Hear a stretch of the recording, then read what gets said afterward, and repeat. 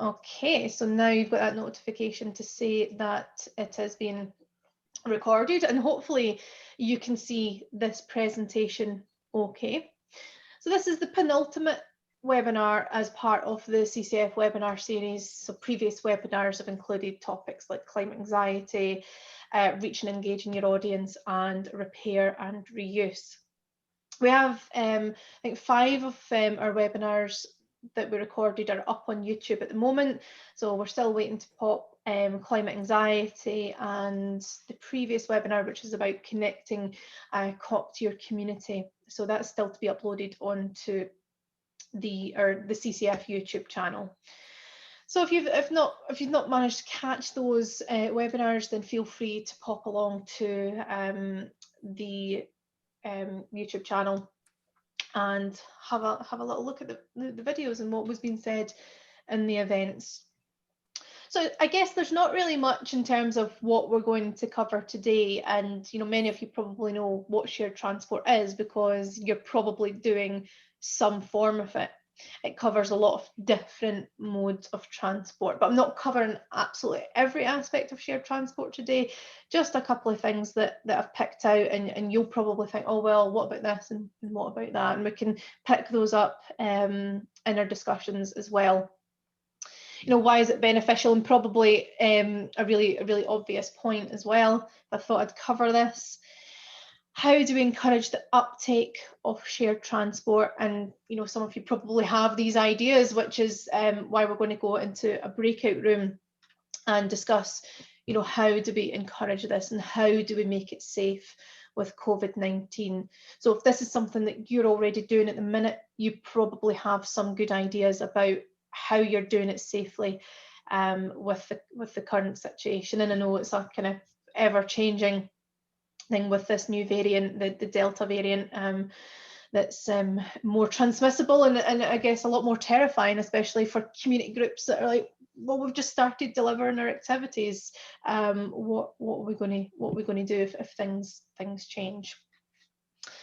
And I suspect that we will be finished early, so we will have some time for questions if you have any, and if not, that'll be the end of our session.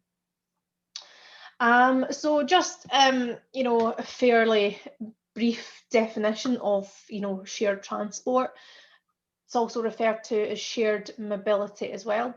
And it's basically a system, people either share their vehicles at the same time, so it's like either car share, or they do it as a personal rental. So it's either like your car clubs or the Next Bike scheme, where you are renting a bike or you're renting a car and you're doing that yourself. And the great thing about the car club is it perhaps means that you don't have to own your own car. So really the first question from myself is, do you currently offer a form of shared transport, and what is this? So feel free, if you're not comfortable with shouting out and your voice being picked up in the recording, just pop something into the chat box and my colleague Gary will pick that up and let me know what is coming into the chat box.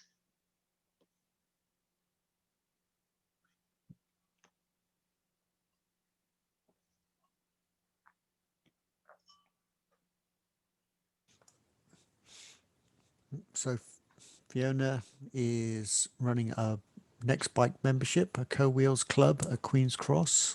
I don't know, Fiona, if you wanted to actually say anything about that, or you're just happy to pop it in the chat.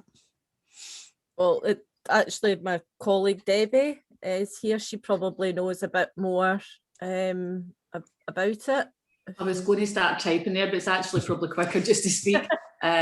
So we host a site 2 electric vehicles from Co-Wheels, one at our main office in Firhill Road and one up at Wester Common. We got that started back in 2019.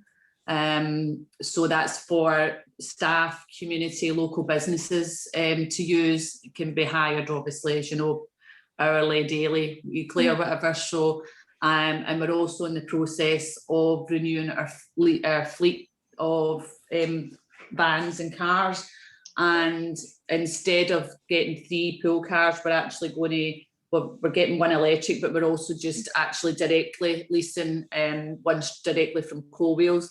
So out with business hours, that will also be available for the community to hire in the evenings and weekends, because obviously we're closed then. So yeah, that's been going quite well. And I think Co-Wheels are quite pleased with the kind of uptake. It's obviously still a bit low at the moment, just with the current circumstances, but and we've just received another 12-month funding from the Energy Savings Trust, obviously due to the last year. What was part funding, to be fair. So we've agreed to part fund that as well. So we'll definitely get the cash for another 2 years, which is great. Brilliant. And I've heard, you know, there are, you know, quite a few community groups that use the Co-Wheels as well, and they've found it, you know, a really good thing for the community in terms of the admin side of it. So yeah, thanks for sharing. That's some good points. I don't know if anybody else on the webinar today has does any form of shared transport with their community, or, you know, is it just, you know, you're here just to kind of learn a bit more about what it is and just have a chat with people about shared transport and how it's set up and stuff?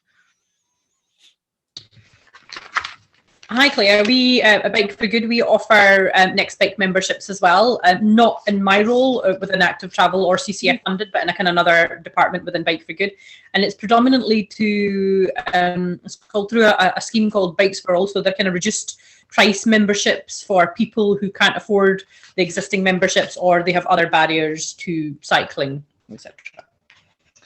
Grand, yeah, and Next Bike schemes are really good. There's quite a few dotted around. I know that, you know, Keep Scotland Beautiful had, or still has, a Next Bike membership scheme for staff as well, and it's a discounted rate, and it's great because there's Next Bike ports at our office, there's Next Bike at Stirling Station, so it links the business park up with Stirling Station, reducing the need to take your car or own a car as such, if people feel comfortable with that. Okay, so moving on, I'm going to talk about, Gary, sorry. I think Dean wanted to say something. Yep. But we can't hear Dean though. Can you hear me now, or is it? Yeah, we can hear you now. Right, so it's just so you know, I've lent my laptop to Dean, so I'm actually Chris. I don't know how to change the name back. All right. It just comes up as Dean, so I'm Chris. Sorry, Chris. Yeah, I should know that. What I was going to say is, yeah, we do a bit of shared transport, I suppose, in the sense is we have a outdoor centre that we work close with. We like hire bikes throughout them, but in our team we've got a few trained bike mechanics. So I suppose in terms of any of the kids that have got damaged bikes and stuff like that, we help them get their bikes ready. And our project's quite far away from the community that we work in, so we try to get them out to cycle it as much as possible, obviously depending on how much time we have with the group and stuff like that. Yeah, so I suppose that's our form, is like helping them fix up their bikes and hiring them out. Yeah. Okay, so yeah, I mean, that's absolutely that is classed as shared transport. There's lots of different elements that incorporates that. Oh, Tatir, hello. Hi. We had also a fleet of 17, 18 bikes, and we had repaired them all for the community, and we had issued them for their use. So it has been used for over 8 months during the lockdown. And it was like issuing the bikes to a specific person so that the damages and things can be monitored as well. So it was all went well during the lockdown. So it was a form of, you know, shared transport. Absolutely. Shared transport can take lots of different forms. It, you know, doesn't just have to be pulled bikes from an external company. It can be where, you know, both Chris and yourself, Tatir, have mentioned about, you know, that repairing and then, you know, hiring it out or loaning it out to your community groups. So, I mean, I'm going to just cover a couple of points. I know shared transport takes many forms, but I'm going to kind of talk about the shared cars aspect and shared bikes. There's so much more out there as well. There's things like shared scooters, there's organisations there that kind of hire out mobility items, such as scooters to help people, electric scooters to help people get about as well. So there's those aspects as well, but we won't cover that today. All of this information, so we've taken from Como UK. They have a lot of really good information on the different aspects of shared transport.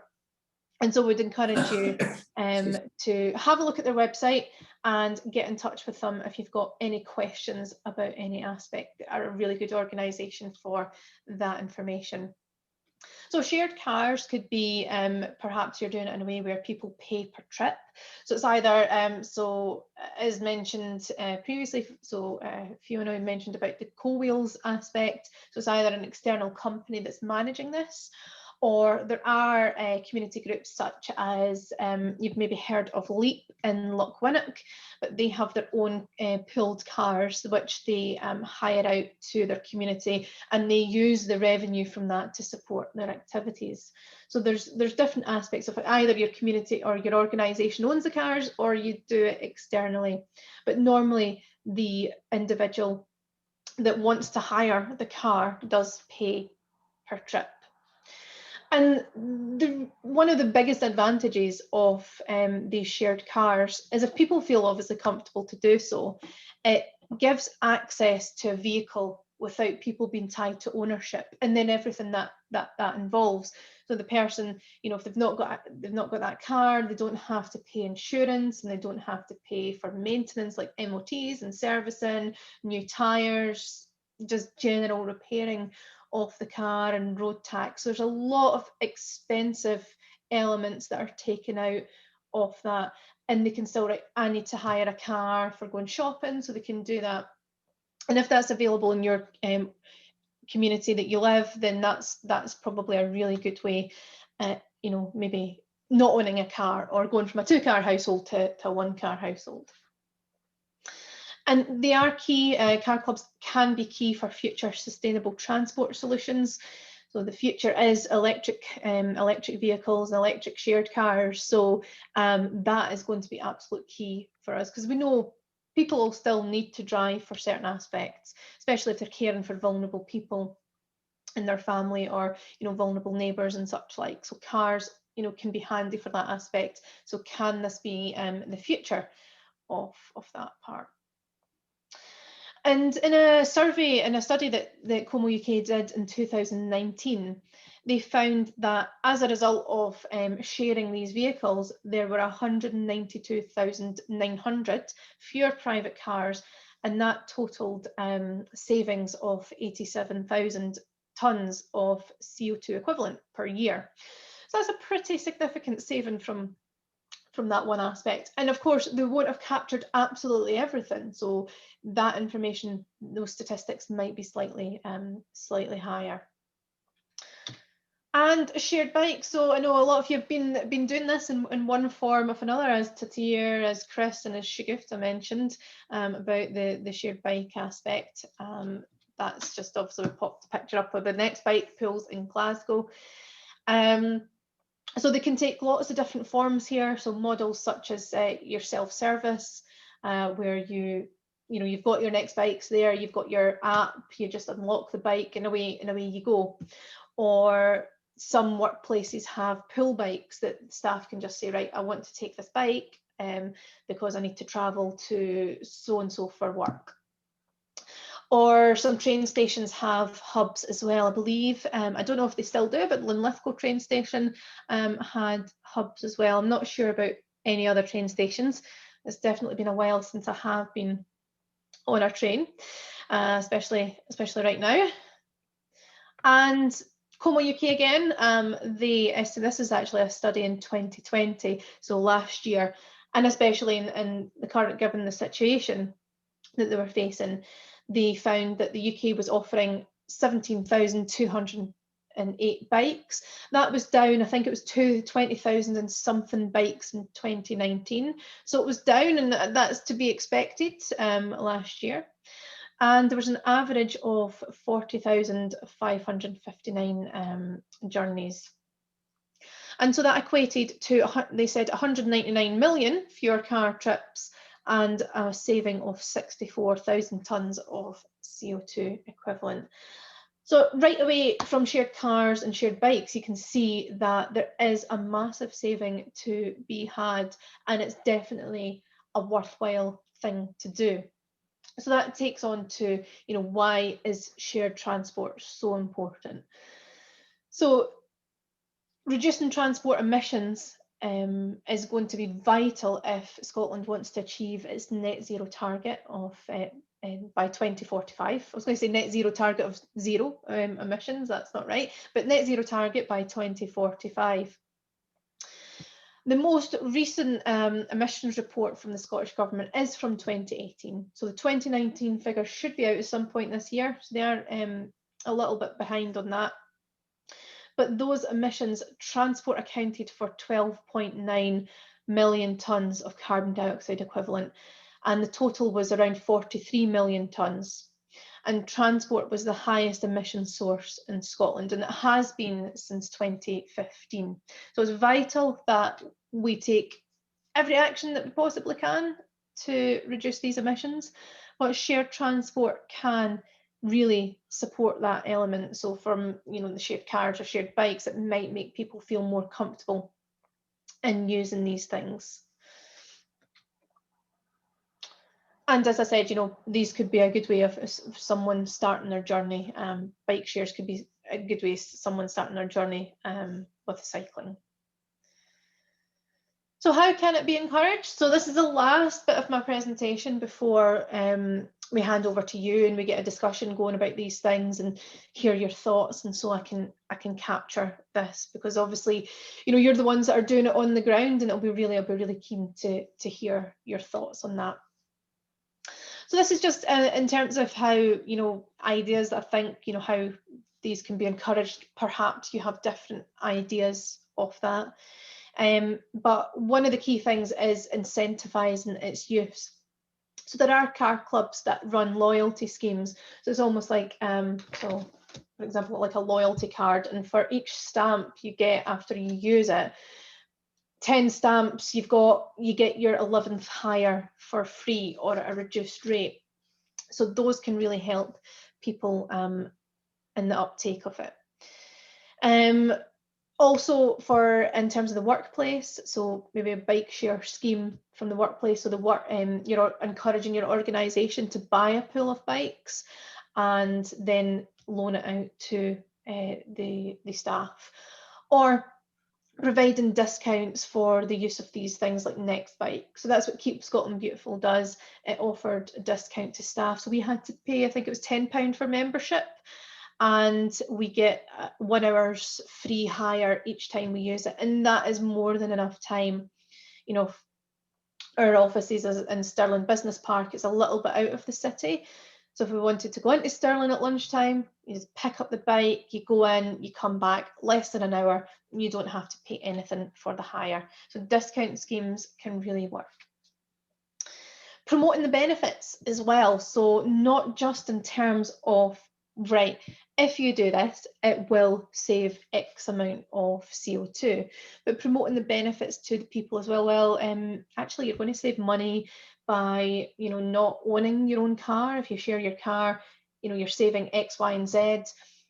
Or if you're going out on the bike, you know, think of the health, not just physical health benefits, but the mental health benefits that people get from exercising as well. And I think people are always encouraged by, you know, how others do it. All right, if so-and-so can do it, so can I. So case studies really do help. And I know a lot of you do case studies and upload them to your website, you know, as part of your projects and things. But that can be hugely helpful and also inspirational to people wanting to do these things. And yeah, just the final one. I mean, this always helps, you know, asking people exactly what would encourage them to use the schemes. So putting out surveys and, you know, coming up with a strategy that would help people take this up. And if that's obviously something your organisation is interested in, then that's definitely a good place to start, is the survey. So I will stop the recording now, because we are going into the breakouts discussion, and really the second half is just really your part where you're discussing things and we're getting ideas from you. So I will stop the recording. So I know that was very, very short there. So you'll get an annoying thing in your ear again.